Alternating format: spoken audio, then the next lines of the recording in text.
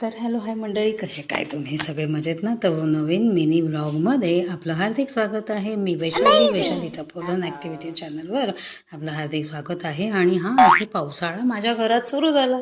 पाहू शकता तुम्ही कसं पाणी झिरपत आहे घरामध्ये.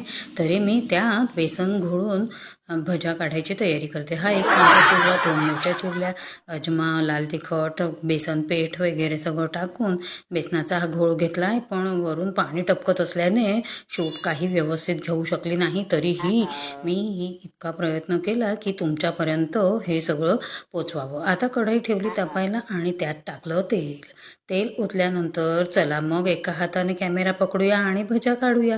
कारण तुम्ही तर हेल्प करणार नाहीत ना भज्या काढायसाठी, तर मीच भज्या काढते आणि तुम्ही आस्वाद घ्या आमच्या भज्यांचा, है ना.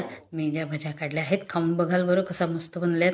अगदी पटाफट बनवल्यात आणि छान मस्त झाल्यात.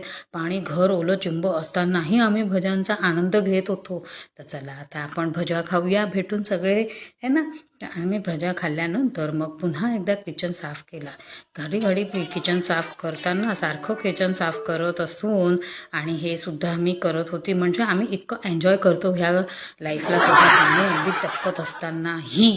हे बघा आता मी पुन्हा मॉपनी चालू करते, वायपरनी पुन्हा पाणी काढलं किचन प्लॅटफॉर्मवरून आणि मग हे पुन्हा आता मॉपिंग करत आहे. आणि मॉपिंग झाल्यानंतर मग मी आराम करेन.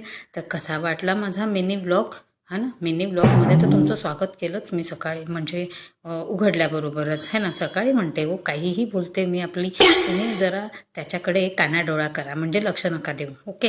आणि जर तुम्हाला व्हिडिओ चांगली वाटली असल्यास लाईक, कमेंट, शेअर, सबस्क्राईब केल्याशिवाय पुढे जाऊ नका. असेच मिनी ब्लॉगमध्ये मी भेटत राहीन तुम्हाला. तर भेटूया आपण नेक्स्ट ब्लॉगमध्ये दुसऱ्या नेक्स्ट रेसिपी बरोबर. आणि पाणी नसेल पडत तर पूर्ण शेअर करेन, ओके. तर भेटूया आपण नेक्स्ट ब्लॉगला. Till then take care and bye.